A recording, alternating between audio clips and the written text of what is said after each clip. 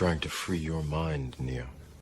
I'm so sick and tired of the United States government's bullshit warmongering propaganda and their allies in the mainstream media that I've decided to put together a short, factual video presentation on their long history of repeatedly lying to the public in order to win support for their illegal wars.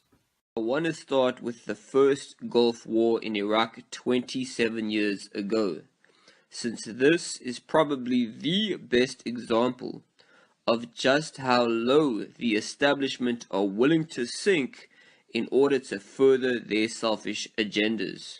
Now, as usual, the so-called elite were trying to convince the civilian population to go to war, but most people were unwilling.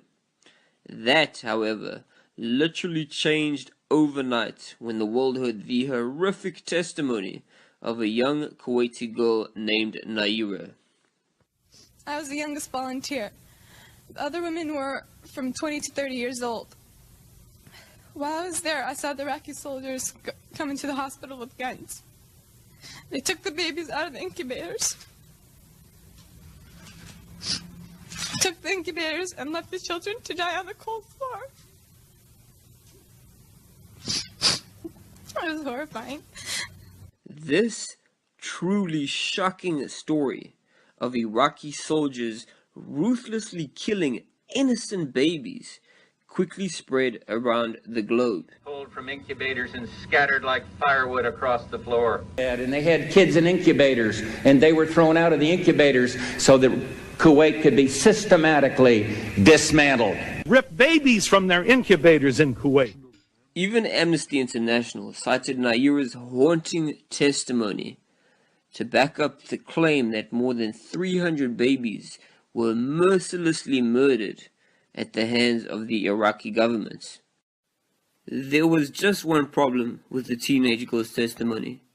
The whole thing was a fabricated lie.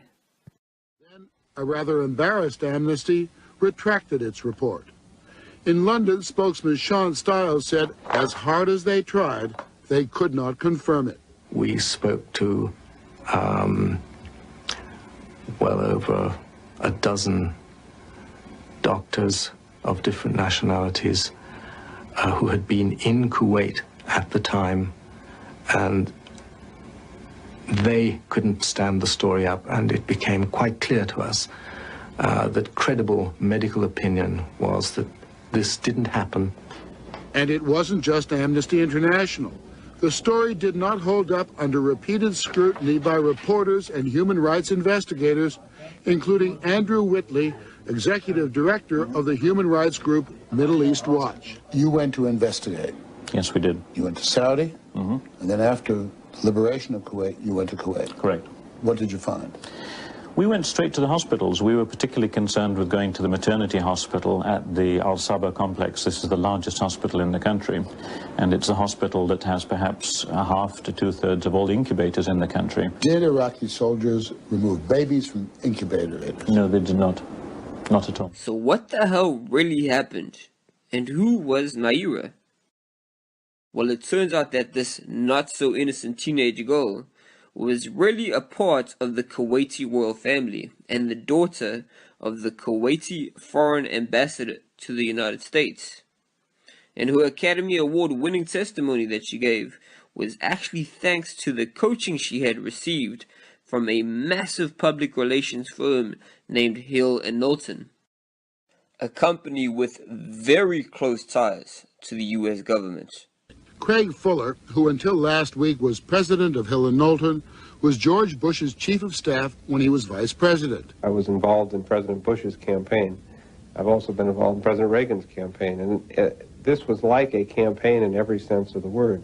He needed no introduction to the administration. My relationships there kind of continue, even having left the government, and I think almost spontaneously, as the Kuwaitis were talking to us, we were also talking to the people in the administration to find out how we could be supportive with respect to the president's program. The program was to go to war.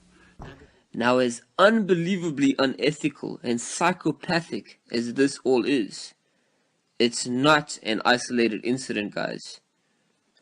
With the Vietnam War, which began over 60 years ago, the government made the claim that they had been attacked and used this as a justification to go to war. We now know today that once again, these were nothing but lies.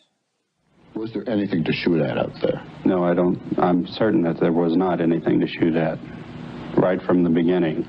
And events afterwards showed that our judgment that we'd been attacked that day was wrong. It didn't happen.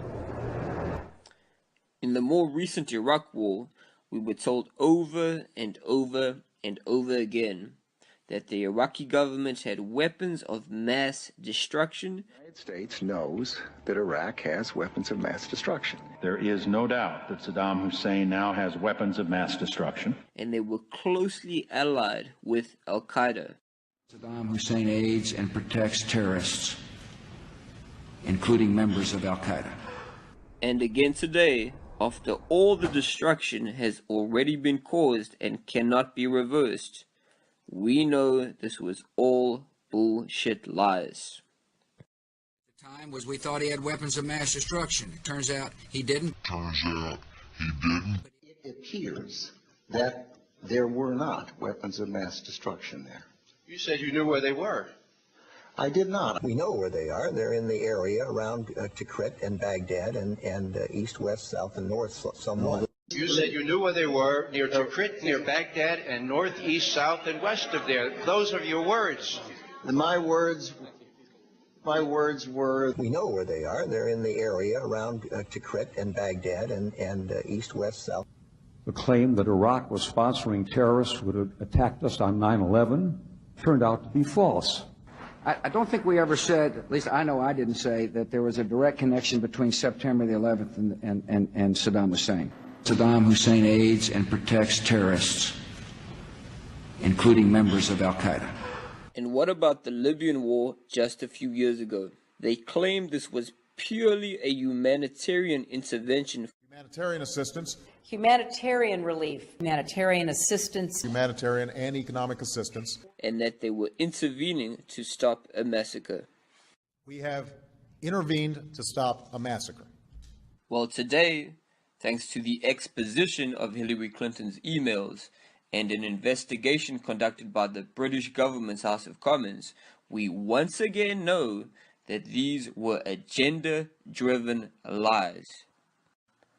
Even more disturbing than this criminal deception is the fact that the US government and their allies openly supported terrorist fighters.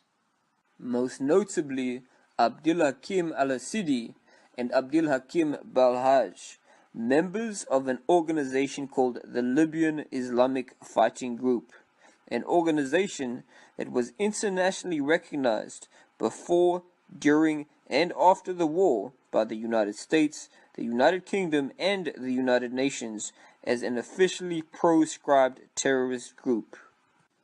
Yet in spite of this incontestable fact, and even after Abdul Hakim al-Asidi admitted openly to the mainstream media that his fighters had links to Al-Qaeda, they still supported them.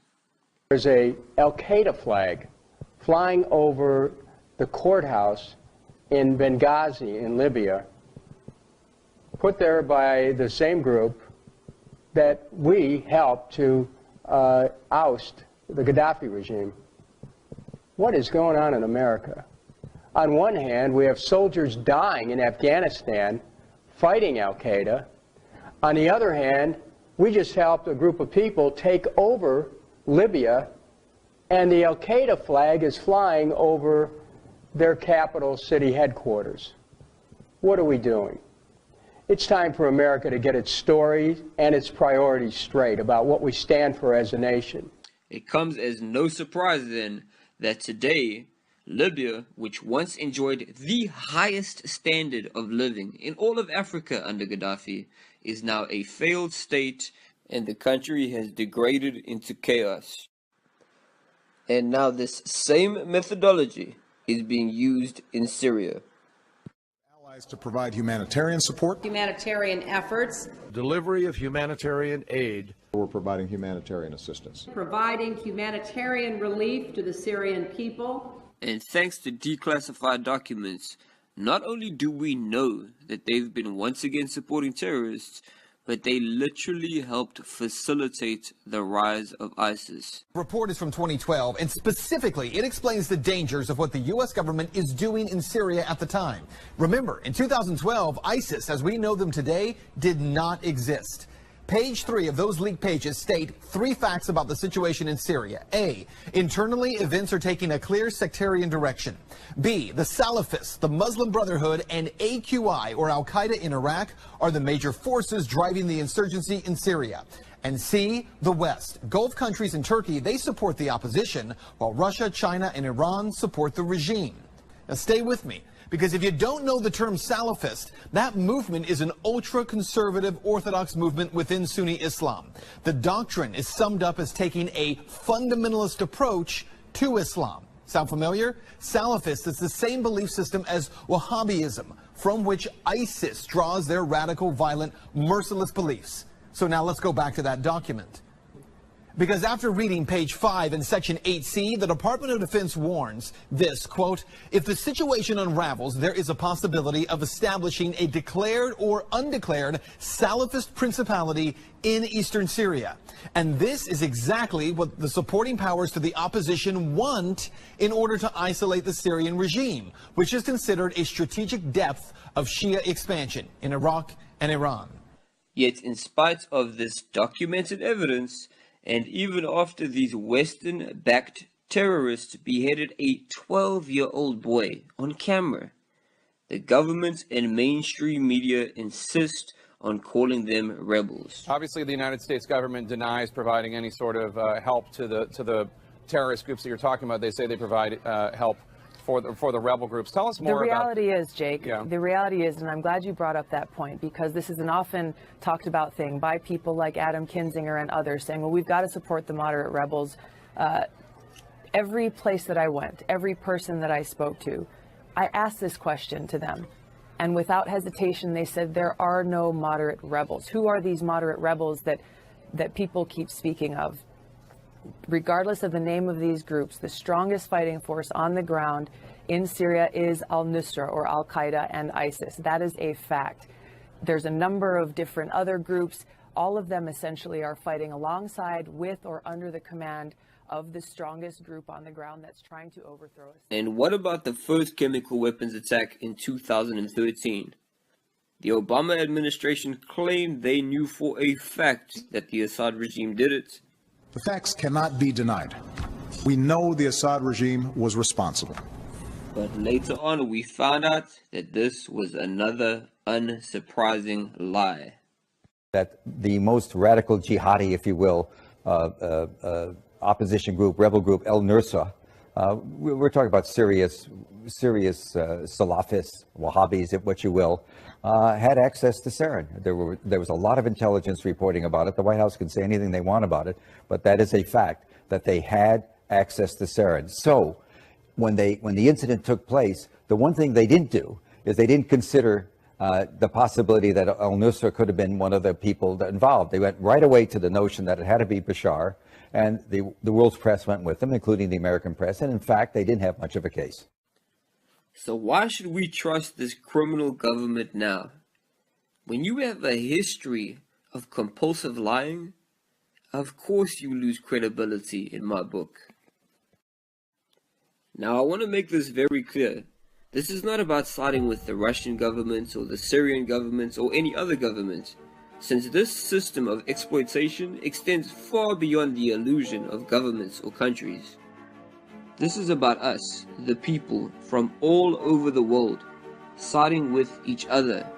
It's about us waking up and finally realizing that if we want to live in a better world, we have to fight back. And by fight back, I mean educate yourself and then educate others. Because this is a war for the mind. And the revolution that we really need is a revolution of the mind. They fear those with knowledge, but they control those without it. So arm yourselves with truth, my brothers and sisters. And together, we can create a much better world for all.